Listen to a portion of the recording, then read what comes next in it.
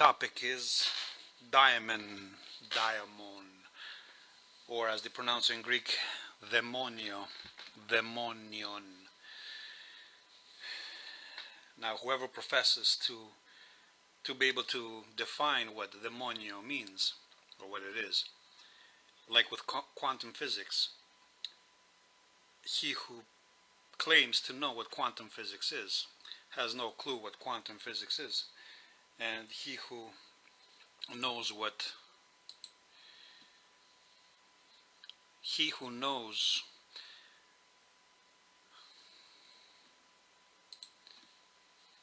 he who claims to know that what quantum physics is, according to the well-known quote, has no clue what quantum physics is. Similarly, he who claims to be able to define what demonio is, or daimon is, has no clue what it is. And although I'll try to, or some will accuse me of claiming to know what demonio is, I do not claim such a thing. But I will point to a direction, because I've experienced it, I've witnessed it there. If we take the flux as our metaphor, then demonio is the ability to dive deep into the abyss. And the deeper you go, the darker it becomes. And the one who can endure the pressures, the darkness, the cold of the abyss, and can resurface unscathed, without drowning, without suffering the bends, without damaging his brain, is the one who possesses the highest form of demonio. Now, some have equated it with a certain form of cleverness, or the emotional quotient, the social talent of being charming.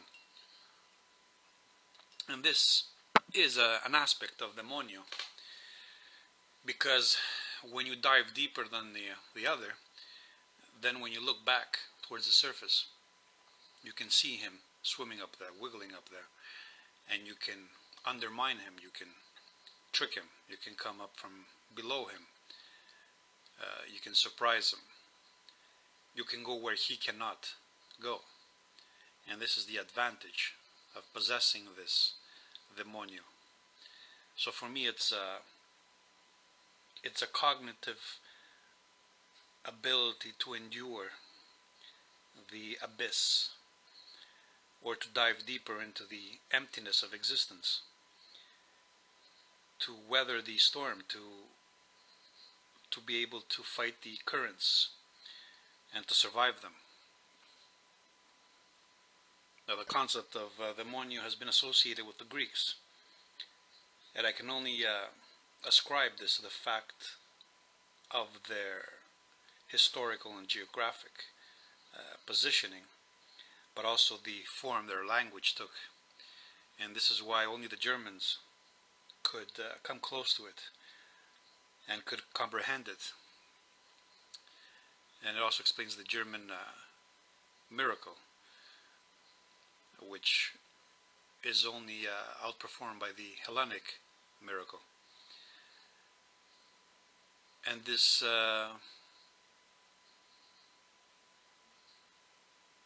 ability, this advantage the language offers these people, was because they must have endured much more suffering than the others. And not that the others did not experience suffering, but that they were broken by it, whereas the Greeks did not lose themselves in the flux, did not abandon their core. They remained true to what they were, despite everything that happened to them.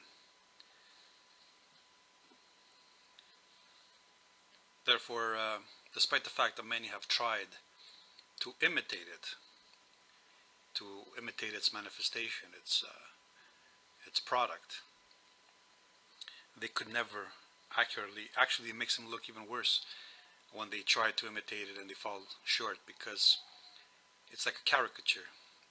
The actor, when he imitates somebody and he does it in a way where it exposes how he doesn't really understand it, because he can never embody that the spirit of the person he's trying to imitate, and it makes him look like a fool, makes him look foolish.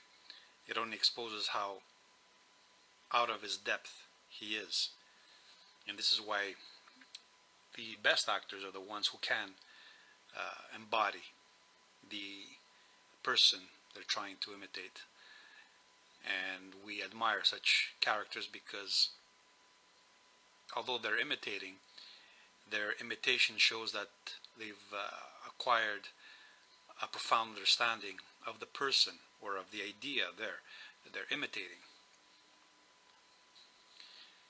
Like with everything in existence, the term daemon,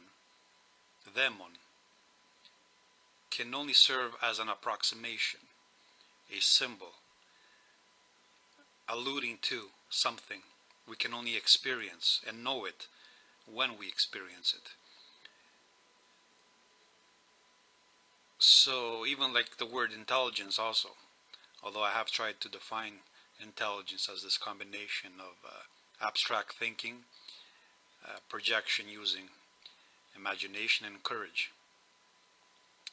Even these terms that define or describe intelligence are ambiguous, they're artistic.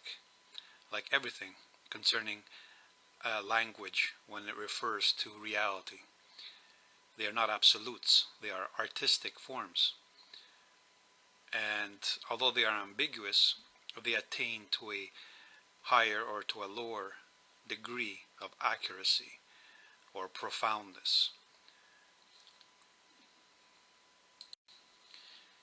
Like with everything in existence, the term daemon, can only serve as an approximation, a symbol, alluding to something we can only experience and know it when we experience it. So even like the word intelligence also, although I have tried to define intelligence as this combination of abstract thinking, projection using imagination, and courage. Even these terms that define or describe intelligence are ambiguous, they are artistic. Like everything concerning language when it refers to reality.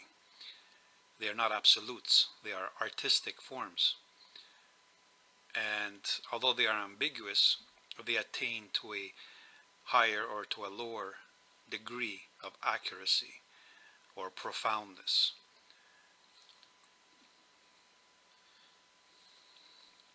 So when we speak about degeneration or dumbing down or feminization, we are speaking about this loss of depth, this coming up towards the surface, this leaving behind the abyss, this loss of the ability to swim down there, to endure the pressure, to be shaped and formed by that pressure, by the currents, by the darkness. And this loss, I contend, is not a nothing. It's not something we should take lightly, as some people do, and dismiss as irrelevant. Because it's the masculine spirit, the one that challenges reality, by first being the sex that challenges the authority of the other male, right? This is the sexual role of the male. It challenges authority. And by challenging authority, it usurps it, it replaces it. And when this loss, and of course this later becomes this challenging of nature, becomes this challenging of reality, this need to replace the forces of nature, which are personified as gods, with the man himself. And this, of course, becomes later the masculine nihilism, as I've described it. But it's at the root of everything we call creative. It's at the root of philosophy, of science, of art. And with the feminization of man, this is the loss. And the perfect example of the outcome is if we look at the East, where they hypothetically have a higher on average IQ and yet are the least creative between the Caucasian, the Indo-European races and the Asiatics, the Asian races. They've been emasculated, they've become effete, they've been feminized, and by becoming so, they have lost that demon, that masculine depth, that spirit of challenge, of diving into the deep, into the darkness, of enduring it, of seeking something more than what is.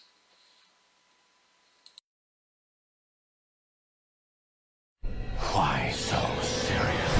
Let's put a smile on that face.